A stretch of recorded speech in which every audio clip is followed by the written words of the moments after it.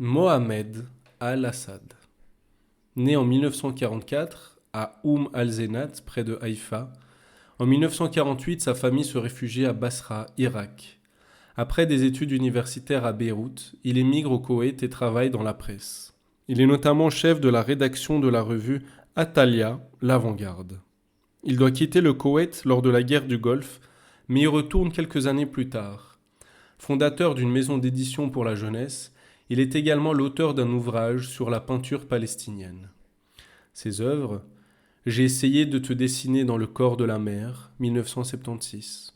À ton rivage, maintenant les oiseaux viennent, 1980. Royaume des adages, 1986. Enfant de la rosée, 1990.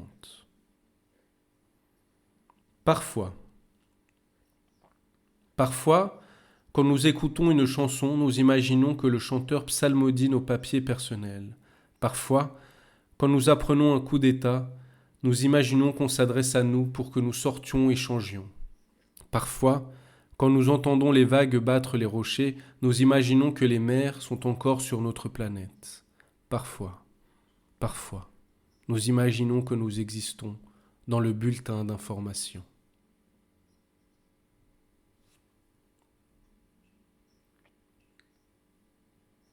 Ombre.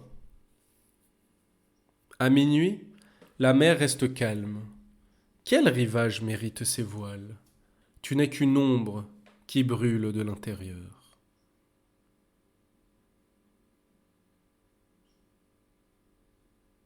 L'ère des vivants. Les vivants ne cessent de tenter de vivre, les morts aussi.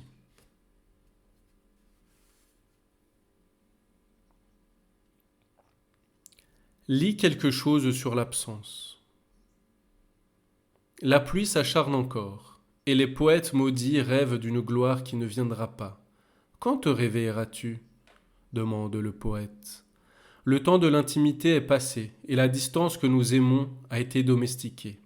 Ils ont supposé un oiseau de bois, et l'ont appelé nation, violé une mémoire, et l'on a appelé histoire. Quand te réveilleras-tu? Demande le poète dans son éceulement. Il fait partie du plus obscur des choses, car tu es celle qu'il aime, une steppe sous ses tristesses, tu es un temps, tu veux dire une ère, qui tourne autour de sa longue muraille. La pluie s'acharne encore, et la joie est profonde comme la mort. Les poètes maudits offrent le festival de la mélancolie. Lis quelque chose sur l'absence. Lis quelque chose de la tristesse des statues silencieuses, dans les yeux des poètes maudits.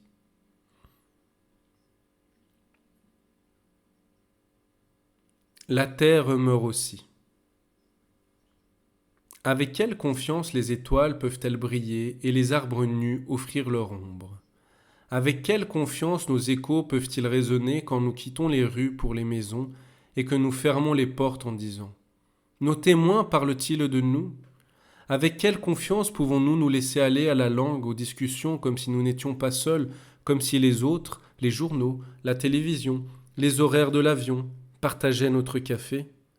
La terre meurt aussi, et les routes sahariennes, les maisons isolées dans la campagne perdue, les lumières opaques des villes, au fond de la nuit, la terre meurt aussi.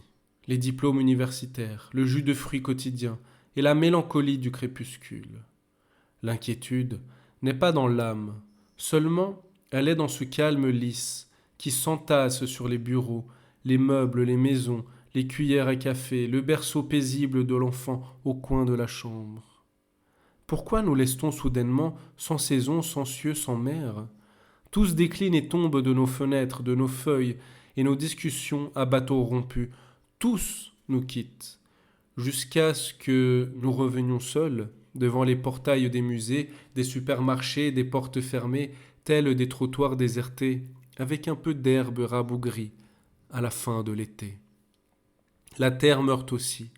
Elle ne peut pas nous prendre martyrs ou prophètes, nous qui sommes supprimés sans signe, qui puissent conduire à notre absence, nous qui sommes répandus, comme une tendresse qui n'a guère de traduction, nous qui émigrons, comme les nuits débridées, au-dessus des déserts inexplorés.